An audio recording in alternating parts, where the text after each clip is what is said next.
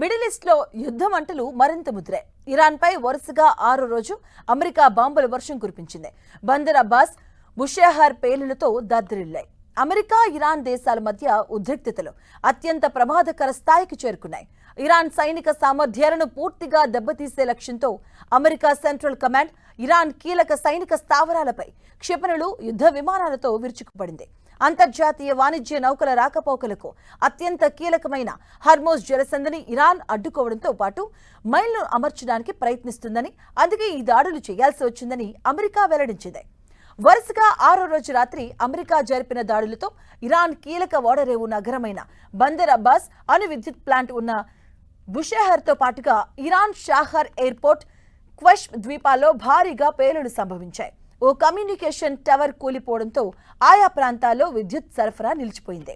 America సైన్యం precision guided క్షిపణుల ద్వారా Iran command సెంటర్లు, వైమానిక రక్షణ వ్యవస్థలు, కోస్టల్ రాడార్లు, డ్రోన్ నిల్వ కేంద్రాలను విజయవంతంగా ముక్కలు చేసినట్టుగా ప్రకటించింది. అమెరికా దాడులకు నిరసనగా ఇరాన్ కూడా ఉగ్రరూపం దాల్చింది. పొరుగు దేశాలైన కువైట్, బహ్రెయిన్, జోర్దాన్లోని అమెరికా సైనిక స్థావరాలను లక్ష్యంగా చేసుకుని ఇరాన్ కామికేజ్ డ్రోన్లు, బాలిస్టిక్ క్షిపణులతో ఎదురు దాడులు చేసింది. అమెరికా ప్రెసిడెంట్ ట్రంప్ ఈ ఆపరేషన్ను కొనియాడారు.